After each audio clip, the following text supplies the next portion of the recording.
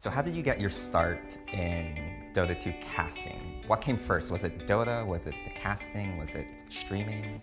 It was, well, to start with, it was just playing the games. I was playing it for about 2 years before I really started to even think about casting, before I even knew about the esports scene at all.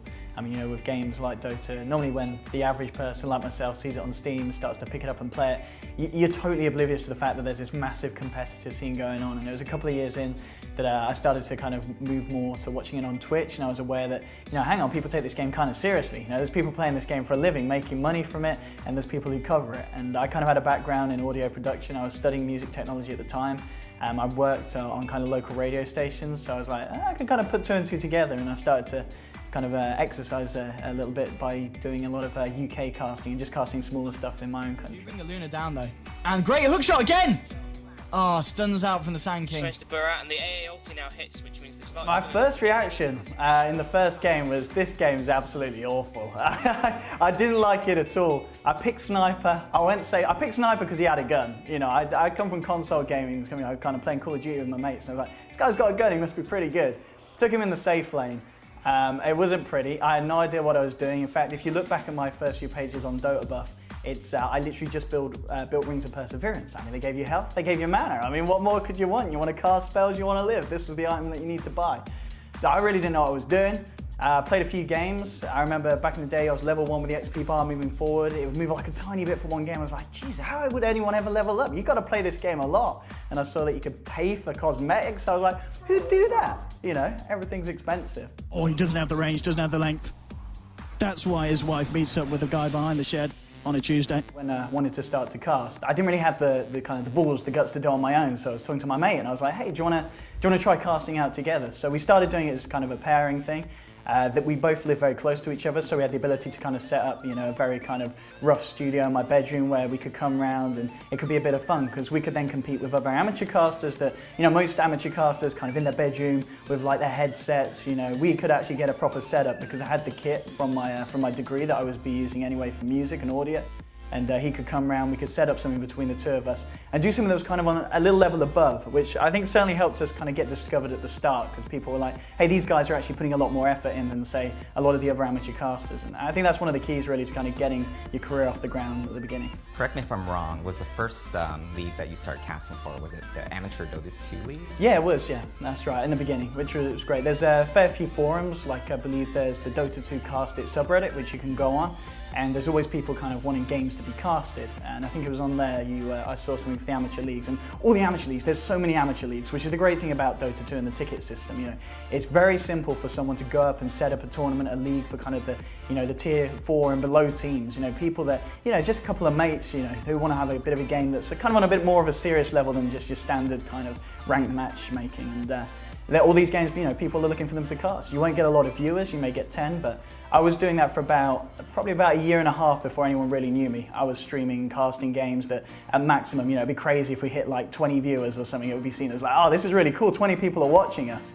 But it definitely helps at the beginning. You may feel like not a lot, but definitely a year and a half down the line, I'd look back and I'd be like, actually casting all these amateur games was essential and really helped me improve as a caster. Uses off the ancient seal, maybe he is, but he gets overgrowth. Where's Loader? There he is, he's swarming in. Is he going to be able to find I'm sure a lot of people have been in this situation where you have that period where you want to be a Twitch streamer. You want to go online and show yourself and have someone else watch. And at the beginning, if it's just one person appearing in chat, like a randomness, you know, not your friend, not your family, someone you don't know that's come in and is showing an interest in what you're doing, it feels great.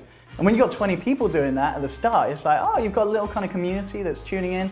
People are starting to be like, hey, who's this guy? Hey, this is kind of good. I mean, even, you know, some out of the 20, they'll tune in and be like, this guy's awful, this guy sucks. But that's great because then when you hit 100, you've got more people telling you that you suck. And that's when you know, hey, people actually care enough to come here and tell me that I suck. And that's kind of the beginning of where you start to get the ball rolling and more people start to kind of find out who you are.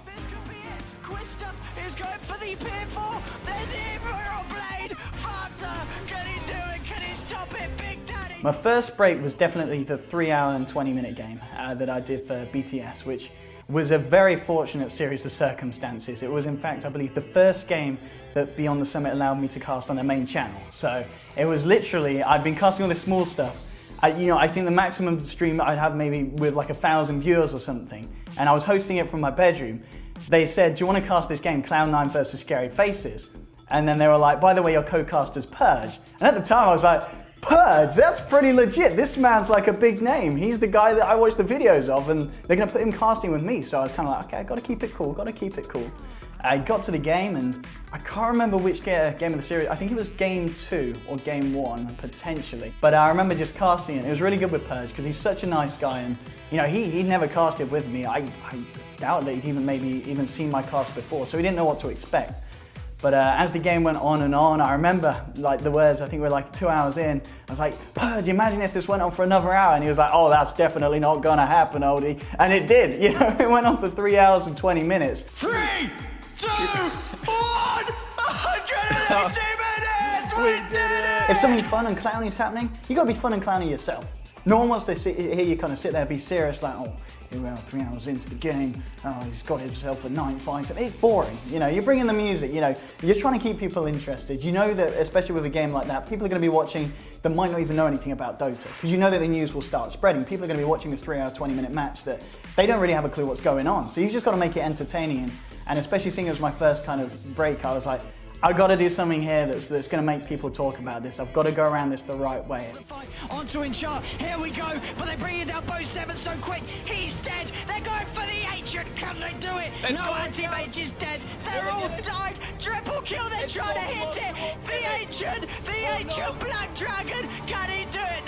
No, he can't, they're all dead. So I think we peaked at like 90,000 viewers, and I was kind of sat there, you know, with my OBS open, with the Twitch channel, I was like, oh, I've got 90,000 people watching this stream.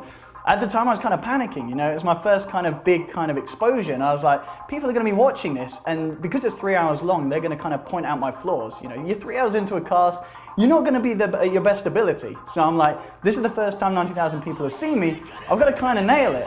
They're on the ancients, there isn't any fortification, it's going to be GG, SFC, they'll win the game, oh my god. It worked out, you know, it's suddenly my Twitter followers, I think they went from like 500 to like 3,000, which was a huge boom. I was having people talk about me on like Reddit and stuff, I'd go on other forums as well, and people were saying good things, positive things, and it was a really good start and a really good boost, and that kind of led to me getting invited to do the Dream League. The great thing with Dream League is it's an event-by-event basis. So they weren't saying, hey, you're good, we want you to just be a Dream League caster. It was literally James. I remember he added me on Skype. He didn't say anything at the start, so I got this ad from James Too Good Harding, and I was like, oh my God, Too Good's added me on Skype. Yeah, this is great. And then he was just like, hey. And I was like, and he was like, do you want to do Dream League? And I was like, what? You mean Dream League? The thing that you guys do? Are you sure? And he was like, yeah, come on over, we'll give you some money, and it's just a couple of months. And I was like, yeah, let's do it. Should I go quit my job? And he was like, yeah, you probably should go quit your job. And I was like, okay. So I literally went down to the boots that I worked in, the boots chemist, and handed my notice in. They were like, what are you going to do? And I was like, I'm going to go to Sweden and cast computer games. They're like, are you sure you want to quit? I'm like, yeah, I'm sure I want to quit. It's going to be fine. It's going to be great. Yes, indeed. Thank you very much, panel. My name's ODPixel. I'm here with Cinder and Dota. Did you just adjust your chair so you're taller than me? And we're ready to get ourselves into NIP versus... And yeah, I went over to Sweden, and yeah, relocated for just a couple of months, but it was fine. You know, just doing it for a few months, I was totally up for that, and it was definitely the best decision I've made to take it, and there was no chance I was going to say no to it. Might just save it for the time we know. He goes down another Death Ward drop down. Trias is GG. Nubia out, the defending champions defeated in the first stage. You know, I'd only really kind of turned up to the scene in May. You know, TI was in August, so it was very soon. I was like, nah, I wouldn't have been surprised if I wasn't invited. But you do the qualifiers, you know, people start to say things like, hey, I've heard you're going to TI, and you know, it's like, the people are, you know, they hear rumors. No one really knows for sure until Valve gives the official word. But then it's like a few weeks before. They always leave the invites nice and late. I got a message, and it was like, hey, you're coming to the International, and I was like, damn. I'd never been to America before, so I was pretty excited, and then the International was pretty much as good as I could have hoped for. It was just a great experience, and I was just really grateful that Valve kind of gave me the shot, because I think it was a little bit of a risk. You know, I was still kind of new. I remember when, you know, there's threads kind of coming up saying invite OD to TI, but then there was a lot of responses, you know, that were kind of being like, hey, he's a little bit new, you know, he's not ready yet, you know, he shouldn't necessarily be rushed into this, you know, people saying, I don't really like him enough to be on that kind of stage. But then I just gave it my best. I took all the criticism on board. I realized this was a very prestigious event. I didn't want to mess it up. I totally understand the guys sitting at home. They don't want to see just some random guy casting, the biggest tournament of all time. It's a very big responsibility for me to have on my shoulders. So I just kind of gave it my best shot. I put a lot of work in just to make sure I was kind of on the same level as the other casters. And touch wood, it seems to have gone well because I'm still casting afterwards. I wasn't written off. It wasn't like this guy. It was an absolute mistake. Never get him casting anything again. So it was a big break, but I just had to kind of do my best to make sure I did as much as I could with it. I think even just last Christmas, I'd be thinking about Heiden. I'm like, there's no way I can get invited because it was such a quick rise. I'd never expect that I'd get into a position where people were actually asking for me to go and cast at the international. So it's kind of crazy, but I think it's a really good thing in the sense that, well, it's great for me because I'm incredibly fortunate. I'm living this incredible life that I couldn't have imagined that I'd be living, this time last year. It was ridiculous. I didn't know what I was going to be doing. I felt like I had no prospects. I'd finished my degree, but it wasn't necessarily the best degree to get a job in. I was just working kind of part-time, living with my parents, and kind of just holding on to this hope that I could make it as a caster that, inside me, I believed that I could, but it was getting to the point where I was like, maybe I'm a little bit delusional, maybe this isn't for me, and maybe this isn't something that I can break through in, but I just kind of stuck at it, and I think, yeah, as I was saying, if anything, it kind of just shows people out there that it is possible to do.